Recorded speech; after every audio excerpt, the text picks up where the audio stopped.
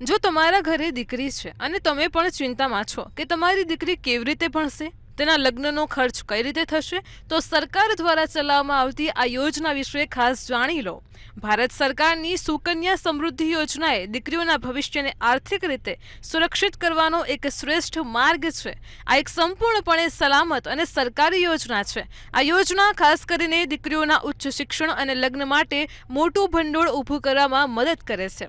ચાલો તમને સુકન્યા સમૃદ્ધિ યોજનાને વિગતવાર સમજાવીએ. આમાં માતા પિતા જ્યારે પુત્રી 10 વર્ષની ઓછી ઉંમરની હોય ત્યારે તેમની પુત્રી માટે ખાતું ખોલાવી શકે છે. સામાન્ય રીતે એક પરિવારમાં વધુમાં વધુ 2 દીકરીઓ માટે આ ખાતા ખોલાવી શકાય છે. જો જોડિયા કે ત્રિપુટી બાળકો જન્મે તો જ 2 કરતાં પણ વધુ ખાતા ખોલાવી શકાય છે. ખાતું ખોલ્યાની તારીખથી 15 વર્ષ સુધી તમે તેમાં પૈસા જમા કરાવી શકો છો.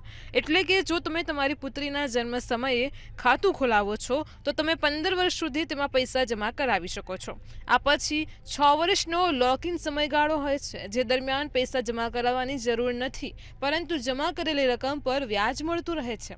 ઉપરાંત આ યોજના દ્વારા જો જરૂર પડે તો પુત્રી 18 વર્ષની થાય ત્યારે જમા રકમના 50% સુધી ઉપાડી શકાય છે અને તે જ સમયે પુત્રી 21 વર્ષની થાય ત્યારે આખી રકમ ઉપાડી શકાય છે. જો તમે 2025માં તમારી 1 વર્ષની પુત્રી માટે સુકન્યા સમૃદ્ધિ યોજનામાં ખાતું ખોલાવો છો અને દરેક નાણાકીય વર્ષમાં વધુમાં વધુ 1,50,000 રૂપિયાનું રોકાણ કરો છો તો 2046માં પાકતી મુદ્દત સમયે તમને કુલ 69,27,578 રૂપિયા મળશે. આમાં તમારા કુલ 22,50,000 રૂપિયાનું રોકાણ અને 46,77,578 રૂપિયાનો વ્યાજનો લાભ મળે છે.